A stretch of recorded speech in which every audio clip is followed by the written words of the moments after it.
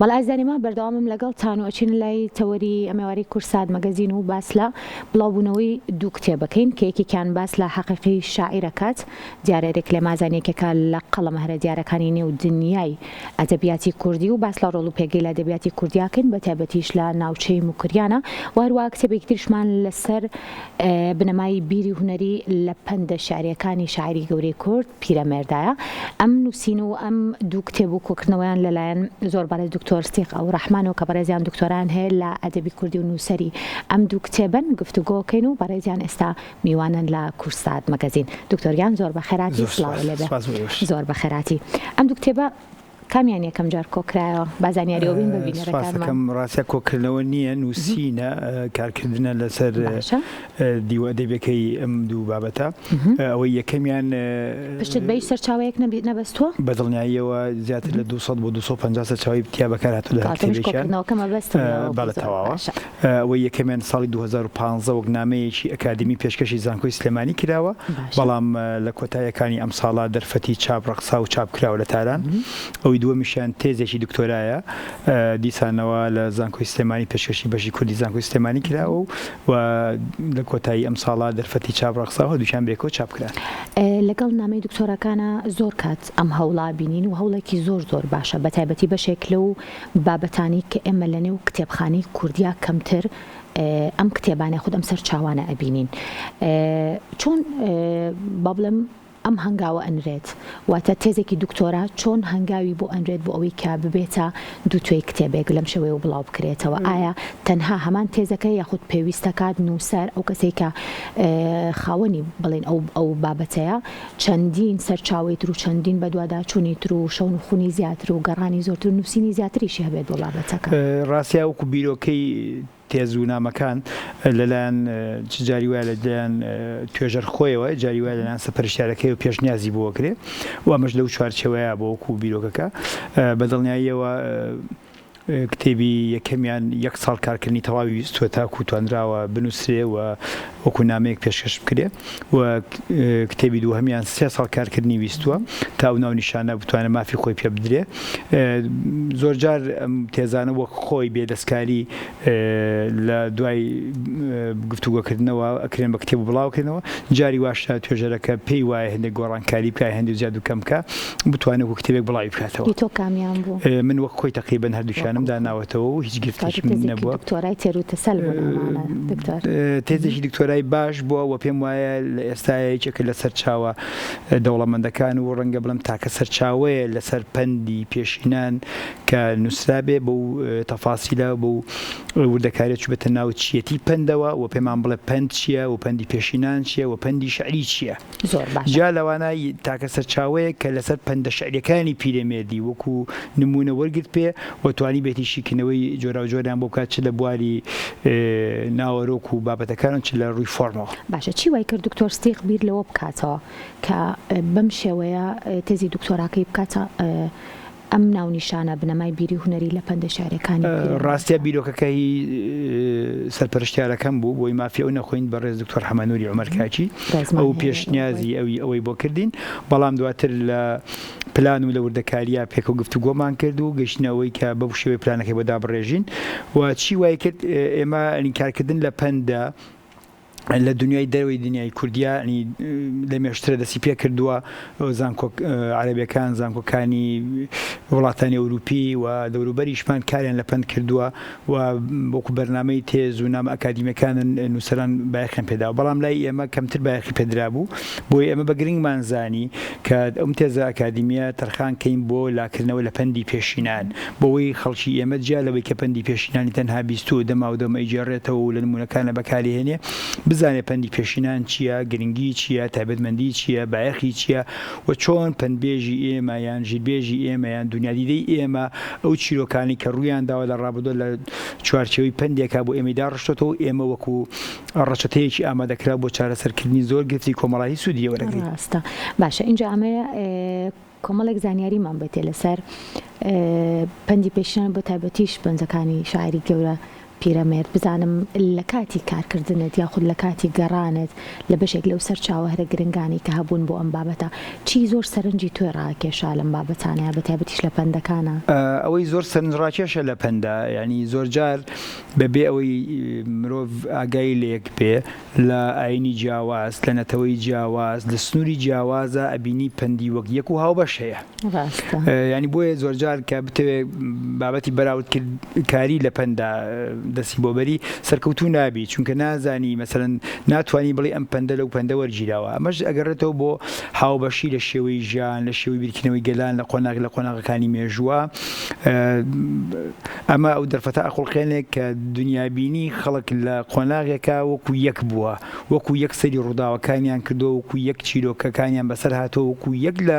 ئەو ئەزمونانی بەسەریان هاتۆ تووشی بەپەندبوون بوون، ناچار بوون ئەم چیرۆکانە لە فۆرمێکی پەندادا بڕێژنەوە بۆ ئەوەی دوای خۆیان تووشی ئەو شکستە نەبن، تووشی ئەو ئەزمونە بن جارێکی تر. ئەمە یەکێکە لەو خاڵە سەرنجڕاکێشانەی کە لە پەندی گەلانی دنیای ئەبینی ئەکرێ پەندێک لە ناو کووردا هەبێ بە هەمان فۆرم بە هەمان شێوە لە ناو گەلێکی تر لە گۆشەیەکی تری دنیاوە بە هەمان شێوە هەبێ و لە ناو چەند گۆشەی جیاوازی دنیاوە هەمان پەند دووبارە بێتەوە. جالەوە ئەوەی کە زۆر سەرنجڕاکێشە لە پەندی پێشینانی ئێمەیە ئەو فۆرمە شعریەیە کە هەیەی فۆرمێکی شعری هەیە لە قاڵبی شەعرا دەرەبڕدرێت و ڕەنگە بڵێم یەکێک لە دەوڵەمەندترین لایەنەکانی پەند لای پیرەمێرد یان پەندە شعرەکانی پیرەمێرد دیوە کاریکاتێرەکەیەتی کە زۆر جار لەم دیوە کاریکاتێرەیە پیرەمێرد ئەوێ ڕەخنە لە دەسەڵاتی ئاینی، دەسەڵاتی سیاسی، دەسەڵاتی کۆمەڵایەتی بگرێت و ئەو ڕەخنەگرتنە بە شێوەی تەنز و پێکەنین ئامێزە تۆ بەر لەوەی خەیاڵت بۆ هەر شتێک بچێت سەرەتا بزەیەک ئەدگرێ و چێژی لێ ئەبینی دواتر کە لە مانای قوڵی پەندەکە تێ ئەگەی ئەزانی پیرەمێرد ئەنی چێ سلیقەیەکی هەبووە چ لە داڕشتنی پەندەکە چ لە ئەو ئامانجەی کە بە دیاریکراوی ئەوەیە بیپێکێ بۆ ئەوەی ڕاستکردنەوەیەک بۆ ئەم هەڵانە بدۆزێتەوە. ئەمە بپرسم بزانم پەندێک هەیە کە زۆر کاتی لێگرت بێت، زۆر کاتت پێوەی بڵین هەبوو بێت کە شیکردنەوەت بۆ کرد بێت یا خۆ ویستە بێتت مانە تەواوکە بگەێنی بە خوێنەرانی خۆت لە نێو کتێبەکە یان هەمویان باش بوون؟ پەندەکان هەمویان باشن، با بڵین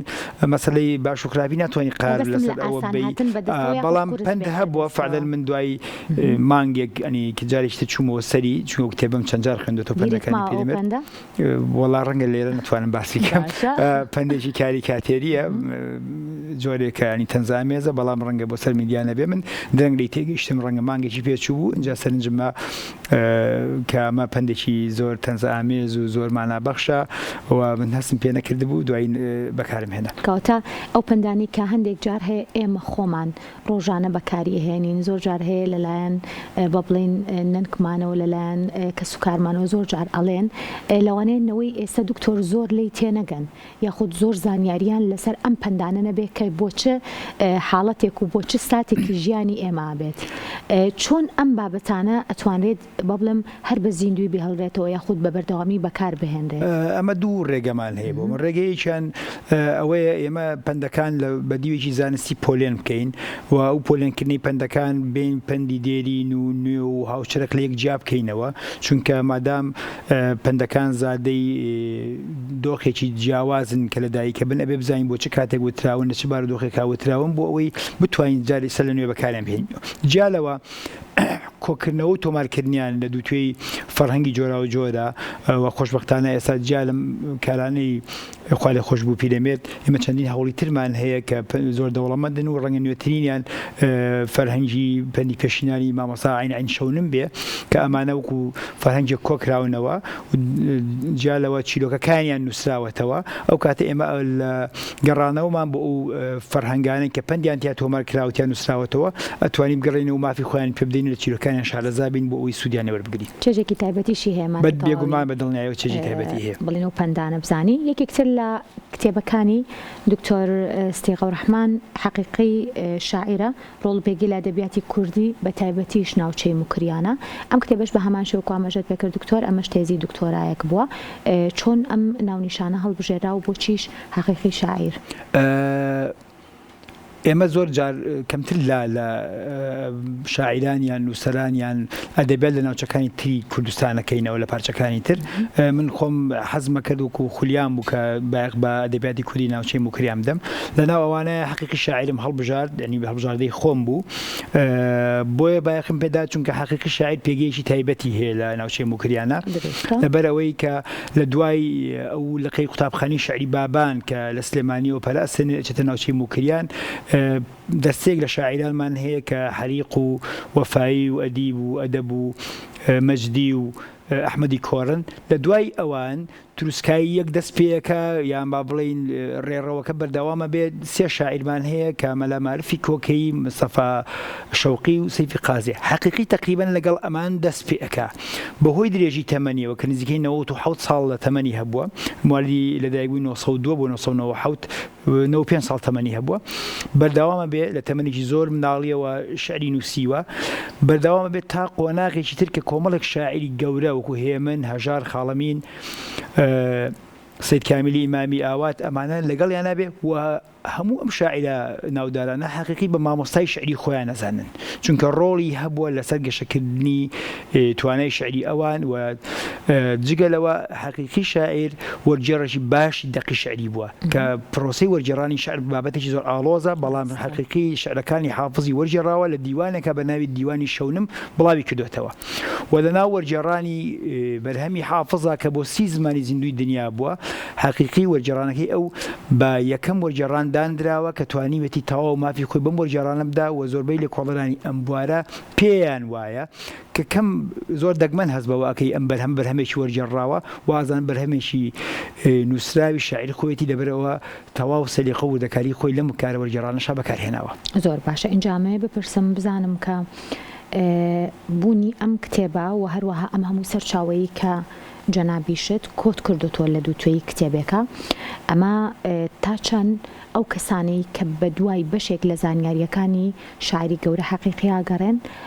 ئەتوانن لەنەو ئەم کتێبەیە تەواوی زانیاریەکانیان با بڵێم بە ئاسانی بۆ بەردەست بێت چکە بێگومان هەندێک لەو ناوانەی کە هەن و پێگەیەکی تایبەتیان هەیە سەرچاوە زۆرن بەڵام زۆر جار هەیە وەکو ئێستا کۆکردنەوەی ئەم کتێبە ئەبێ دەیان و سەدان سەرچاوە ئێمە بگەڕین تاوەکو بتوانین ئەو زانیاری ئەمانەوە ئەمە تا چەند ئەم ڕێگەی بۆ بەشێک با بڵێم لە خوێندکاران لە خوێنەران لەو کەسانی کە بە تایبەت بە دوای حەقیقی شاعیر ئاگەڕێن کورت کردوێت و ئاسان کرد تقریبا پرسیارێکی زۆر تەواو بەڵام وەڵامەکەی قورسە بڵێم ئەتوانێت لە سەداسەتی ئەوەی ئێوێ لەو کتێبە دەستی کەوێت چونکە ڕاستی ڕەنگە منیش شتێک بە سەرماتێ پەڕی بێ نەمتوانین مافی خۆی پێ بدەم بەڵام ئەکرێ بڵین زۆرینەی ئەو وەڵامانەی کە توێژەرێک لێ کۆڵەرێک ئەوێ دەربارەی حەقیقی بیزانێت لێرە ڕەنگە بەدەستی بگات چونکە من کارم لە دەستنووسەکانی خۆی خوا لە خۆشبوا کردووە ئەرشیفی تەواوی خۆیان بنەماڵە بەڕێزەکەی خسۆتە بەردەستی من و لە هەموو ئەو توانە شعریانی حەقیقی شاعیر لە باری بابەتەکانەوە لەباری فۆرمۆ لەباری ئەو قاڵبە شعریانی کە بەکاری هێناوە هەموویمان خسۆتە بەردەست نمونەیمان لێشی کردوێتەوە جالەوەی ژیانەکەیمان ساخ کردوێتەوە و ئەو قۆناغە شعریانی کە پێیان تێپەڕیوە چ لە چالەکیە ئەدەبی و شعریەکانی چ لە قۆناغەکانی زمانی نووسینی و چ لە ئەو بارودۆخە سیاسیانی پێی تێپەڕیوە چ لەو دەقە شعریانی کە هیچ شاعیر بوون و بەناوی خۆی و بڵاو نەبوونەوە بەناوێکی خوازراوە بڵاو بوون و ناوی نهێنی سیاسی بۆ لەو قۆناغەیە هەموو ئەمانەمان هێناوە لێرە باسمان کردووە و وەکو سەرچاوەیەکی گرنگ و پڕبایەخە بۆ ئەو بەڕێزانی کە بایەخ بە ئەدەبیاتەدەن بەگشتی و ئەو بەڕێزانش کە مەبەستیانە لەسەر شاعرێکی گەورەی وەکو حەقیقی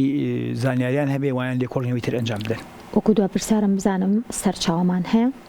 یاخود هێشتا سەرچاوەکانی ئێمە بە تەواوەتی کۆنە کراونەتەوە بۆ ئەوەی کە خوێندکارانی تێزی ماستەر و دکتۆرا بتوان سوودی لەوەرگرن بەڵکو قورسایەکی زۆر هیلاکێکی زۆر و بە دوواداگەڕانێکی زۆری ئەوێت تاوەکو بتوانن تێزی دکتۆراکان یاخود تێزی ماسەرەکان تەواو بکەن و بتوان کتێبێکی لەم شێوەیەش دواتر ئەنجامەکەی بێ. بێگومانی هیچ هەوڵێک بێ ماندووبوون نابێ واگە بتەوێت کارێکی باش ئەنجام بدەی ئەبێ باش ماندووبی ئەبێ بە دوای زۆر شوێنە بگەڕێی کە دەست بە زۆر شوێن بگا بۆی سەرچاوی باش بەدەست بگا خۆشبەختانە ئێمە سەرچاوی کتێبخانی کوردی دەوڵەمەندە لە ئێستاە خوێندکارانی ماستەر و دکتۆرا ئەتوانن سوودە و سەرچاوانە ببینن بەڵام پێویستە زۆر ورتر بگەڕێن زۆر ماندووتر بن بۆ ئەوی بتوانن کاری باشتر و ناوازەتر ئەنجام بدەن تا سوودی زیاتر بگەێنن. سوپاس بۆ دکتۆر ستێق ئەوڕەحمان دکتۆرا لە ئەدەبی کوردی و ئەروان و نووسەر کە ئەمێوارەیە میوانی کورسات مەگەزین بووی دکتۆریان دووبارە بەخێر. زۆر سپاس بۆ ئێوەش چاوەکەم دەستان خۆش بێت.